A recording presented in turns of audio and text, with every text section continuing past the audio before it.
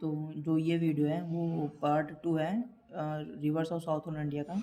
इसका और इसमें अब डायग्राम देख के बहुत ज़्यादा परेशान नहीं होना है।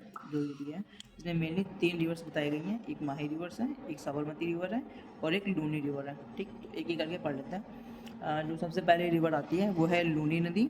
लूनी नदी निकलती है नागा पर्वत से।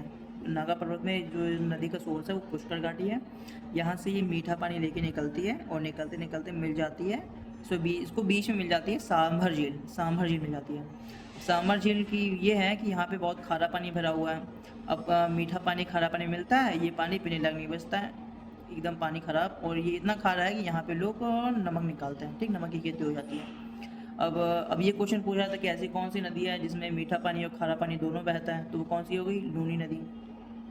लूनी नदी को बोलते हैं Saraswati of the Thar desert. ठीक, अब ये जो नदी है वो बहुत ही एरिड, बहुत रेगिस्तानी इलाके से निकलती है, कच्छ से।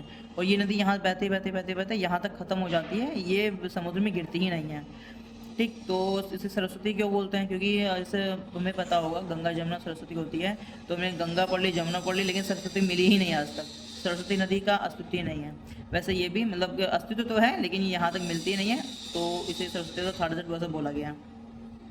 अब दूसरी नदी कौन सी है? माही नदी। माही नदी निकलती है विंध्याचल से और ये निकलती है और यहाँ पे आके यहाँ से अरब सी में गिर जाती है।